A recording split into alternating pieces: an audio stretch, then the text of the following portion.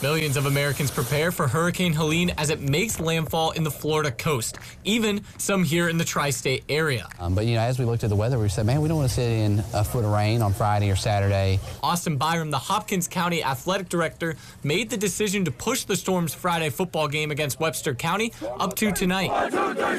The remnants of Helene is expected to bring heavy rainfall to the area, something that Byram says he's not sure if the school's grass field can hold up to. Obviously, it plays a huge role when you're looking at Friday and Saturday when they're calling for 4 to 5 inches, because I don't know if this field can withstand that. The conditions of the field also directly impact one of Byram's top concerns, player safety. Obviously, if it's really wet outside, your kids are more likely to slip, fall, tear an ACL, things of that nature, because, they don't have that, the firmness of the ground, so it's obviously to slip a little bit. Off the gridiron, Helene is even making an impact with some of our own. Eyewitness News meteorologist Joe Bird, on vacation in Panama City, is like many Americans who face flight cancellations and are stuck waiting out the storm.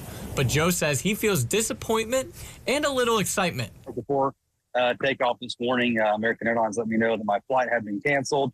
And so I thought, well, meteorologist, this will be my very first hurricane to ride out, my very first major hurricane to ride out. So let's see what it's like. At last text, Joe says he and his mom are relaxing on the balcony tonight watching the crashing surf. In Madisonville, Aiden Crowley, Eyewitness News.